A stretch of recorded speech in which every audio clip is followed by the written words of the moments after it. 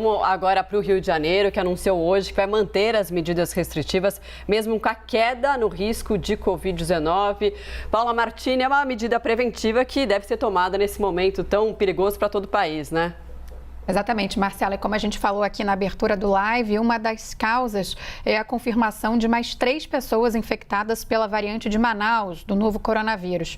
Uma delas, um homem de 54 anos, acabou morrendo. O prefeito Eduardo Paes fez uma coletiva um pouco mais cedo, já é de praxe toda sexta-feira, e nessa coletiva ele detalha como que está a situação da Covid-19 aqui na cidade do Rio. Pela segunda semana seguida, caiu o número de regiões em risco alto de contaminação, mas apesar disso, as restrições que já estavam em vigor, elas continuam, correto? Isabelle Salemi, ela acompanhou, traz para a gente as atualizações então. É isso, Paula, corretíssimo. Na verdade, o Rio continua em risco alto de contaminação, apesar dessa melhora dos dados. E com isso, todas as restrições de risco alto são mantidas, como, por exemplo, limitação da capacidade máxima de estabelecimentos, enfim, diversas restrições. Por esse último boletim divulgado pela Prefeitura hoje, apenas 3 áreas da cidade permanecem em risco alto de contaminação. As 3 áreas são na Zona Sul, Copacabana, Lagoa e também Rocinha. Os outros 30 locais, 30 regiões da cidade estão agora com risco considerado moderado. Se a gente fizer um retrospecto, a gente vai lembrar que 15 dias atrás a cidade inteira estava com risco alto de contaminação. Mas como eu disse, apesar dessa melhora, o Rio permanece na bandeira laranja de risco alto de contaminação, isso por conta desses novos casos que foram confirmados da variante de Manaus. Agora, a cidade com esses novos casos, na verdade o estado do Rio de Janeiro, tem 7 casos confirmados de variantes novas, né? Sendo 6 de Manaus e 1 do Reino Unido. Entre esses 3 novos casos, 2 pessoas já se recuperaram e um homem de 54 anos acabou morrendo em um hospital particular no último dia 21. Essa é a 3ª morte provocada por uma nova variante no Rio. Ainda de acordo com esse boletim divulgado pela Prefeitura hoje, o número de casos e de mortes da Covid-19 estão em queda na cidade do Rio de Janeiro. Hoje a gente tem 892 pessoas internadas pela doença e a fila de espera por um leito está zerada. Apesar dessa melhora, o prefeito Eduardo Paes colocou bem sinceramente que existe uma preocupação ainda com relação a um possível aumento, e se houver esse aumento de casos e de internações, aí ele não descarta a possibilidade de medidas bem mais duras com relação à Covid-19.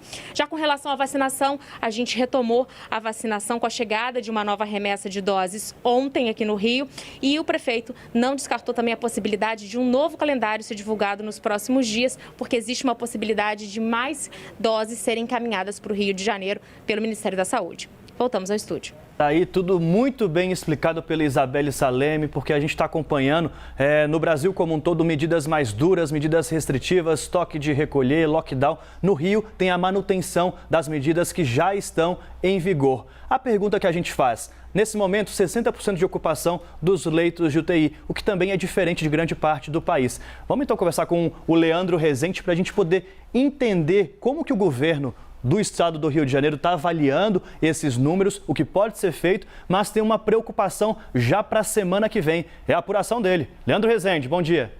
Oi, Daniel, bom dia para você, bom dia para Marcela, para todo mundo com a gente aqui no live. Conversei hoje pela manhã com vários gestores aqui da saúde no Rio de Janeiro e vamos lá por partes. Perguntei objetivamente: vamos ter lockdown aqui no Rio de Janeiro? Vamos ter medidas mais restritivas? Não. Por enquanto, a avaliação da Secretaria Estadual de Saúde e do Governo do Estado é de que não são necessárias medidas mais restritivas aqui para o estado do Rio de Janeiro. Vamos esperar até a semana que vem, que é quando o sistema de saúde deve sofrer uma pressão maior por conta ainda das aglomerações do Carnaval. A avaliação é de que os leitos de UTI estão numa ocupação estável e baixa, relativamente baixa, em todo o estado do Rio de Janeiro. Um problema que a gente tem hoje aqui no estado são 2. Região noroeste do Rio de Janeiro já apresenta sinais de colapso. Itaperuna, que é a maior cidade do noroeste do Rio de Janeiro, está com 100% dos leitos de UTI aqui ocupados e isso preocupa